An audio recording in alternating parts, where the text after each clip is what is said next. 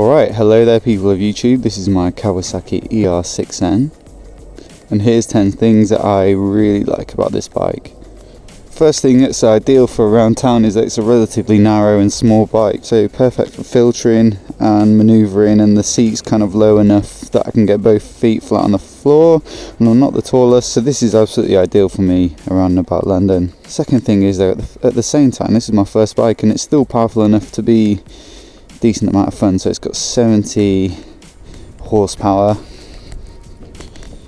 which is not exactly a super bike, but compared to the size of the bike, as I say, I think it's a good blend. I can ride to work and back easily through traffic, but we can get away on it, do longer rides, it's okay on the motorway, and it's pretty fun on the smaller roads as well.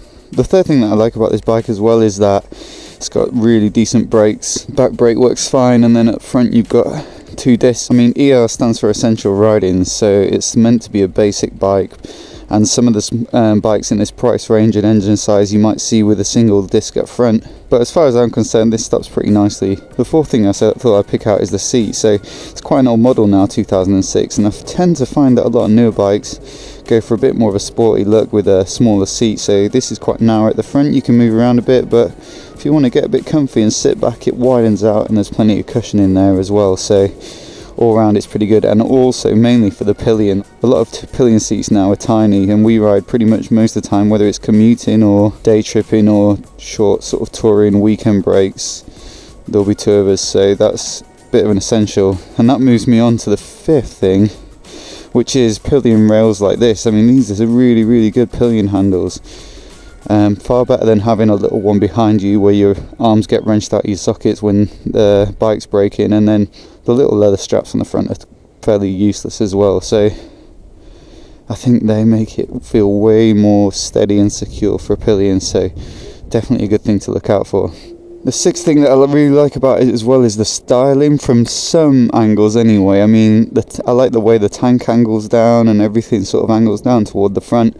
I think from sort of side on it looks pretty good. I wouldn't say all of the styling is great, like the clock up here, I don't know if that looks great from the front, but generally I think it looks pretty nice. Seventh thing that I really like is the price. So I picked this up for 1900 quid. I didn't want to spend loads on a bike, especially with it being my first bike and also wanting to ride it through winter. Not going to stay in tip-top condition, so 1900 quid for a bike which at the time had just under 5,000 miles on the clock seemed like a bit of a steal, so I'm pretty happy with that. The eighth thing I like about this bike is the sound when it downshifts. So it doesn't sound amazing because I've got the original can on it, and also it's a parallel twin, which largely don't sound that great, but when you shift down it gives a nice sort of loud vroom and then a little bit of afterfire as well, so it pops as you shift down, and I just think it sounds pretty sweet. Ninth thing I like about it is that it's actually relatively easy to service, so there's lots of resources available online. Quite a few other owners put YouTube videos up there. The parts are fairly widely available,